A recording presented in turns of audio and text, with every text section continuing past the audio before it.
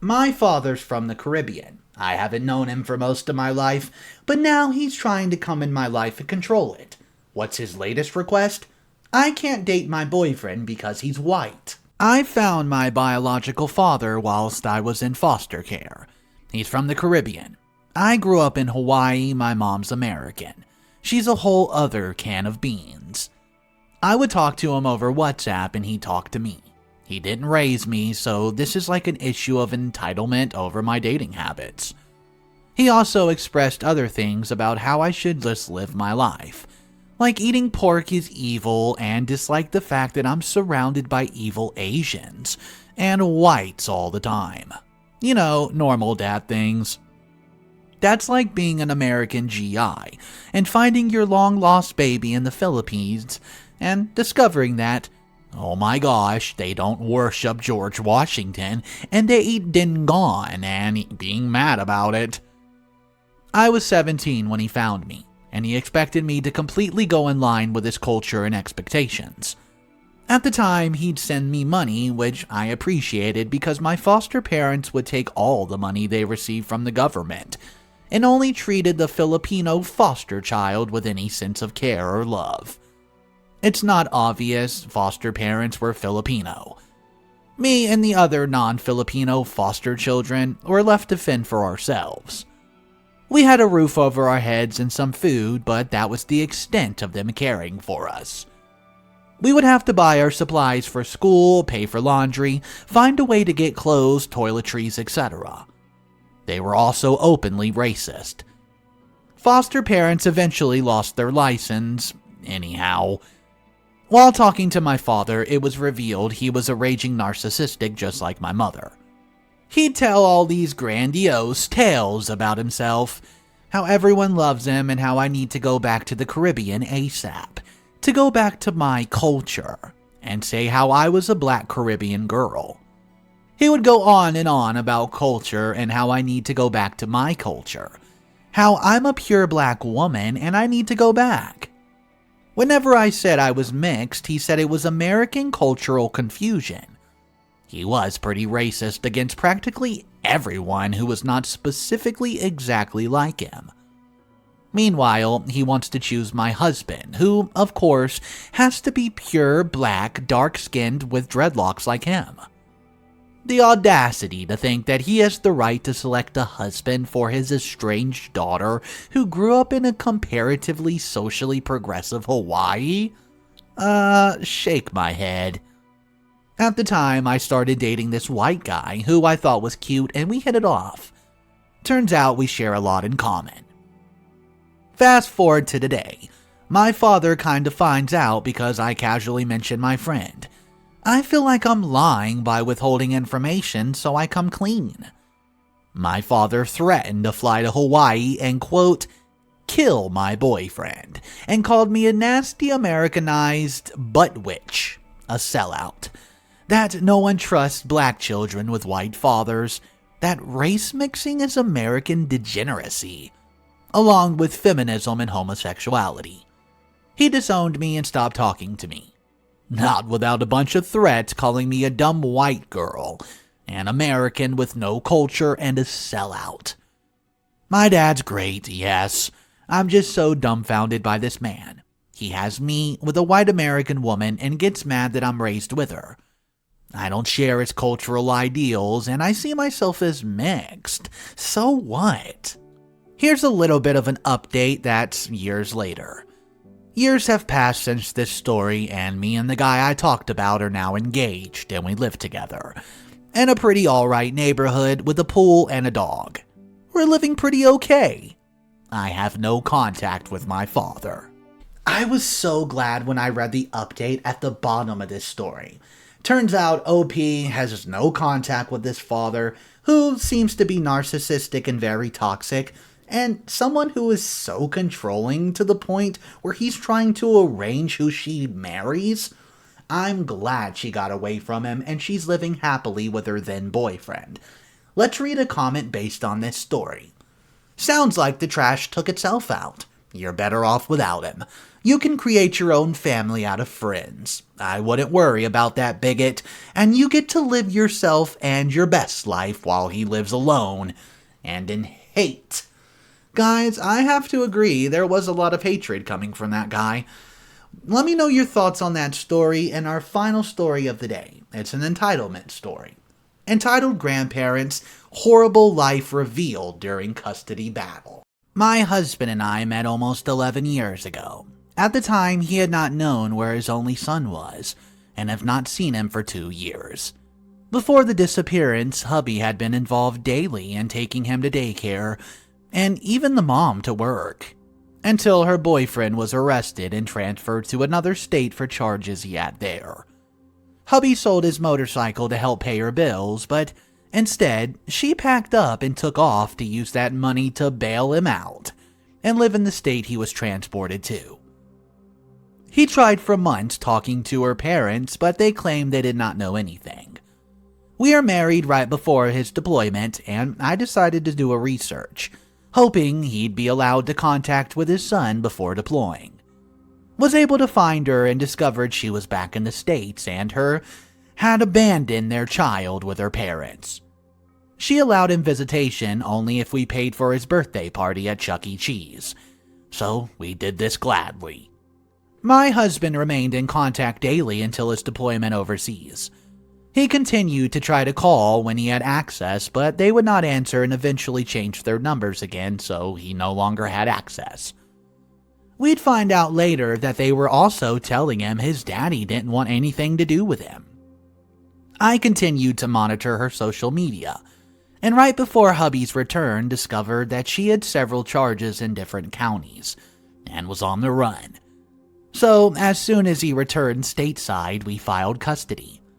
We also discovered she had abandoned her infant with her brother in another state, as her parents refused to take him and called CPS to pick him up. They only wanted the child she had with my husband because he was paying child support. Through this process, I've been angry at my husband because he never fought for his rights. But what I learned and what most men feel is that he believed he had no rights and has done whatever they wanted. He and his family would have to, quote, pay support in order to have any type of visitation. He did not know that he could go to court and file for his rights, as most men don't. The grandparents were both druggies, who eventually dragged their daughter into it, and they tried pawning off her to her husband because her habit had become too much for them. When he discovered their lifestyle, he left, and she showed up a few months later pregnant. At the time of filing for custody, they awarded the grandparents temporary custody during transition, because the mother was a wanted fugitive and could not be involved. Our state doesn't even allow grandparents' rights, but judges here will give over custody to grandparents before they will a dad, because they want the government funding they get from collecting child support from dads. We went through a 1 and 3 months battle with a judge that hated men, and straight up told my husband his military career made him look unstable, so she'd never turn over custody to him, so he gave up his military career. In this 1 and 3 months, these people would break every court order put in place, have zero responsibility for them, and they would not use a car seat. They were doing drugs around him, and he stayed sick due to the cigarette smoke in the house. They refused legal visitation time and took him out of state to hide him. They wouldn't take him to school, and they allowed the mother to be in the home, even though there was a no-contact order in place for her. Being determined and maybe a little bit psycho when it comes to my kids, I managed to find things our attorney could not. We discovered he did not have a bed there because they had too many people living in the home. We found he had an STD at one point, which caused CPS involvement. They were abusive to their grandson, calling him names and beating him when they'd visit because, well, he's autistic. And they themselves have been arrested for making and selling meth. And the grandfather have been arrested for beating the grandma. The judge charge was not publicly known, I'm guessing because they ratted. However, there was a case in figuring out what to legally do with property that was forfeited after the arrest. I found this in proof of the bio mom being allowed in the house and resulted in us getting temporary custody. A year and 1 month in, the grandparents failed a drug test. The daughter had twins that were taken by CPS immediately after birth, due to drug use while pregnant and her current fugitive status. Still, the judge refused to give over custody to a willing and able father. Our attorney, also prior military, put pressure on the judge, and we had sent a complaint to the state Supreme Court, along with every single state official detailing how this judge was doing everything against the laws in our state. Eventually, she could not take the pressure and gave us custody. It came out that she was hoping the bio mom would get her legal stuff in order, and she could give over custody to her instead. In August of 2013, we brought our baby home permanently. However, we were forced to give the grandparents visitation. That lasted until March 2014. They continued smoking around him, making him sick, so he wound up on multiple medications. They took him to the drug deals, which he told his counselor about, and also told him he wasn't my husband's son, and they were going to get custody back, resulting in a lot of nightmares. They'd also been telling him my husband never loved him or had anything to do with him, which took weeks in counseling and pictures proving otherwise. They put this boy through hell. His teeth were rotted out of his head, and at age 5, he spent his life in front of 2 TVs with cartoons and video games, eating only fast food and pop, and was too weak to pedal a bicycle. He watched his mother get beat and a knife to her throat. Then she'd disappear for hours to go get drugs, leaving him at 3 to care for an infant. They mentally abused him and used him for child support. The last time he came home reeking of cigarettes so bad it threw my older daughter into an asthma attack that ended their visit. The things that they told him and done have trickled out through the years. He remembered one of the times where we were refusing visitation was because she's taken him and hid him at a hotel. He watched her steal things from the stores, and she was arrested 4 times at their house through all of this. Yes, I called and reported it every time. These horrible people have not been a part of our life since then. Biomom has done a stint in prison, and is once again running from new charges on her probation. He'll be 14 this year, and he's very needy with me because I make him feel loved and safe. This child is one of the biggest blessings I've ever had. He's so thoughtful and kind and tries to take care of me. His father is scared to let him go anywhere away from us because of the trauma and not knowing where he was, and having to hear all this that he went through in the time. I've never met more horrible people in my life, nor have I ever imagined how resilient he would be after going through it. He's also very smart and a special gift I thank God for daily.